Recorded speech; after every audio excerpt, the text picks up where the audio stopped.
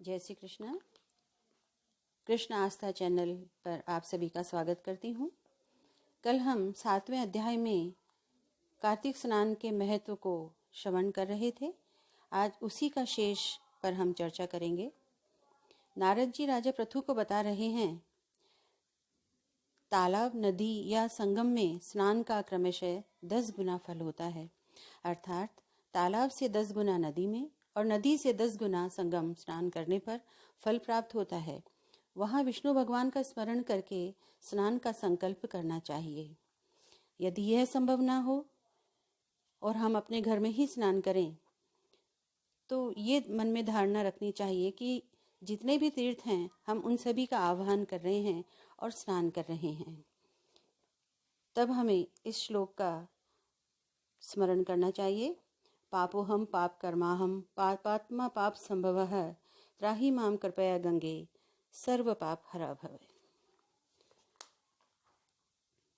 साथ ही तीर्थादि देवताओं को क्रमशः अर्घ देना चाहिए। अर्घ देते समय इस श्लोक का उच्चारण करना चाहिए। नमः कमल नाभाय नमस्ते जलशायिने नमस्ते तु ऋषिकेश ग्रहणारज्ञ नमस्तुते। हे जल में शयन करने वाले कमलनाथ, मैं आपको प्रणाम करता हूँ। हे ऋषिकेश, आपको प्रणाम है। आप मेरे दिए अर्घ को ग्रहण कीजिए। बैकुंठ, प्रयाग और बद्रिकावन 3 स्थानों पर विष्णु गए और 3 प्रकार से पद स्थापित किए। उन सभी स्थानों पर मुनि, यज्ञ और वेदों सहित मेरी रक्षा करें। हे दामोदर, हे जनार्दन, आपकी प्रसन्नता के लिए कार्तिक में मैं विधि पूर्वक स्नान करूंगा। देवादिदेव भगवान का ध्यान कर उन्हें प्रणाम करके इस जल में स्नान करने के लिए तत्पर हूँ। हे दामोदर, आप प्रसन्न हो ताकि मेरे पाप नष्ट हों। हे हरे, मैं कार्तिक मास का विधिवत व्रत कर रहा हूँ। मैंने स्नान लिया है, अतः आप श्री राधा रानी सहित मेरे दिए हुए अर्घ को ग्रहण करें। हे हिरण्यकश्यपु का वध करने वाले नरसिंह भगवान, कार्तिकेय मास के व्रत में नित्य नैमित्तिक कर्म में मेरे द्वारा दिए अर्घ को आप ग्रहण करें। ऐसा कहकर व्रती साधक गंगा, विष्णु, शिव तथा सूर्य का स्मरण करके स्नान करें। विष्णु के आगे से कार्तिक व्रत करने वालों की सब देवता रक्षा करते हैं, अतः इंद्र सहित वे देवता मेरी रक्षा करें। बीज, रहस्य और यज्ञ सहित वेद मंत्र और देवताओं सहित कश्यप आदि मुनि मुझे पवित्र करें। गंगा आदि सब नदियां और तीर्थ तथा जल के दाता 7 सागरों सहित नदी और जलाशय मुझे पवित्र करें। अदिति आदि पतिव्रता स्त्रियां, यज्ञ, सिद्ध, सर्प और तीनों लोकों की औषधियां और पर्वत मेरी रक्षा करें। व्रत रखने वाले साधक इन मंत्रों से स्नान करके पवित्री धारण करें और देवताओं, ऋषियों, दिव्य मनुष्यों और पितरों का विधि पूर्वक तर्पण करें।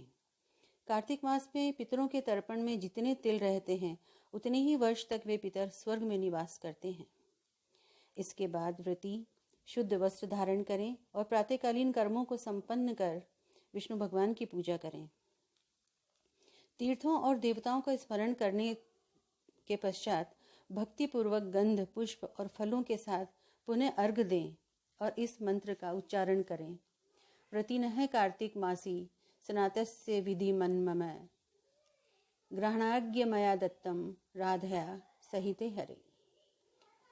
मैं व्रती हूँ, मैंने कार्तिक मास में विधि पूर्वक स्नान किया है, अतः हे हरे, राधा सहित आप मेरे अर्घ को ग्रहण करें। इसके पश्चात गंध, रोली, पुष्प और पान से देवज्ञ ब्राह्मणों की भक्ति के साथ पूजा करें और उन्हें बारंबार प्रणाम करें। ऐसा इसीलिए करना चाहिए क्योंकि वेदज्ञ ब्राह्मणों के दाहिने चरण में तीर्थों का निवास होता है।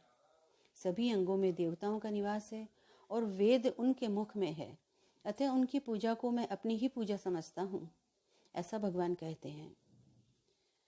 ब्राह्मणों के अव्यक्त रूप से विष्णु निवास करते हैं, अतः कल्याण चाहने वाले पुरुष को उनका अपमान कभी नहीं करना चाहिए, न उनसे विरोध करना चाहिए।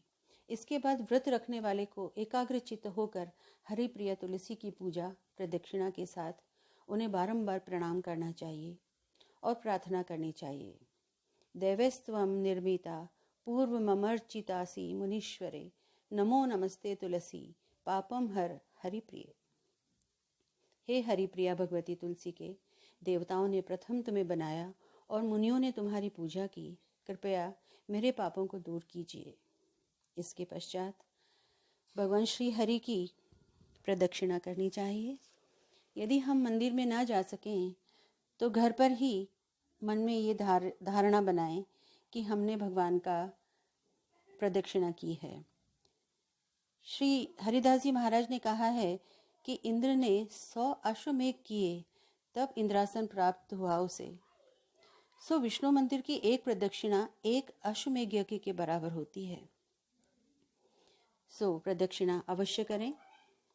तत्पश्चात पुराणों में वर्णित हरि कथा भी दत्तचित्त होकर सुने और उन वेदज्ञ ब्राह्मणों की भक्तिपूर्वक पूजा करें।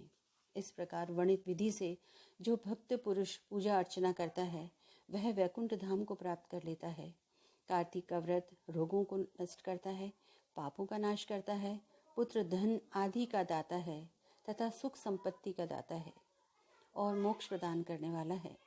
कार्तिक व्रत के बराबर भगवान विष्णु को कोई पूजन प्रिय नहीं है। श्री हरिदास जी महाराज कहते हैं कि कार्तिक मास में मनुष्य मात्र हरि स्मरण व हरि चर्चा करेगा, उसका कई गुना पुण्य उसे प्राप्त होगा। कार्तिक स्नान, व्रत व हरि स्मरण के बारे में अन्य लोगों को जानकारी देंगे, वे अनंत फल के भागीदार होंगे। इति श्री अष्टम अध्याय। बहनों, यदि आपको भी अनंत फल की इच्छा है तो लाइक, शेयर, सब्सक्राइब ज़रूर करें। जय श्री कृष्णा। Thank you.